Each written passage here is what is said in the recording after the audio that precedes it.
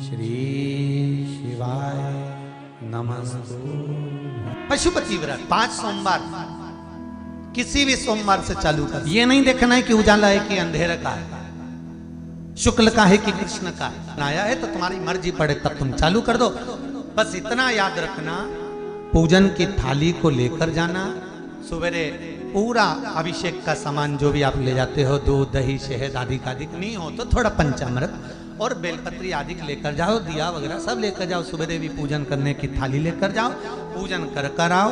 उसी पूजन की थाली को वापिस लेकर आओ, घर में रख दो उस पूजन की थाली को ढक कर, और शाम के समय पर पूजन की थाली वापिस लो। उसमें 6 दिए रखो, 6 दीप, थोड़ा सा मीठे का प्रसाद रखो।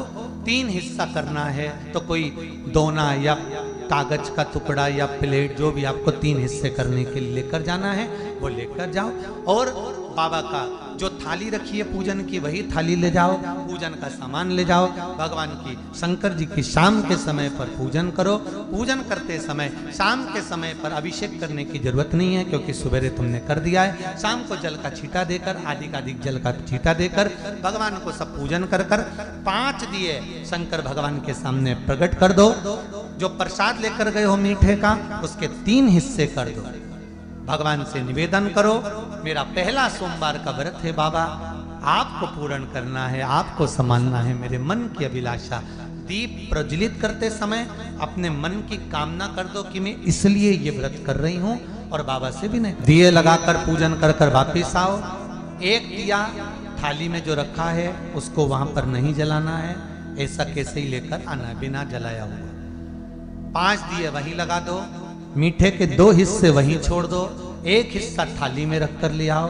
बाबा से निवेदन कर अपने घर पर जब आओ, तब घर में प्रवेश करते समय जो तुम्हारा सीधा हाथ हो उस राइट हैंड की ओर दिए को आराम से बैठो।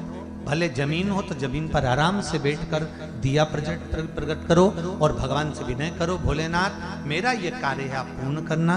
घर के अंदर प्रवेश करो और भोजन करने से पहले सबसे पहले जो मीठे का प्रसाद लेकर आई हो पूरा प्रसाद उसको पाइए, उसके बाद फिर भोजन ग्रहण करिए। भोजन में ये जरूरी नहीं है कि मीठा ही खाना है, बस इतना जरूर है कि जो प्रसाद लेकर आए हो सबसे पहले उसे खाना है। उस प्रसाद में से किसी को नहीं देना है, वो प्रसाद आपको ही पाना है। पाने के बाद भोजन ग्रहण करो। एक समय फलहार कर लो, दूसरे समय भोजन कर लो, पर व्रत पशुपतिनाथ के 5 करो। 5वां व्रत जब पूर्ण हो, जैसे आज 5वां व्रत है, 5वां व्रत जब पूर्ण हो शाम के समय पर एक श्रीफल 11 रुपए 21 रुपए तुम्हारी मर्जी पड़े, हजारों जो तुम्हें जमा करना तुम्हें देना हो तुम्हारी मर्जी, जो देना हो वो भगवान शंकर के पावन चरणों में रख दीजिए।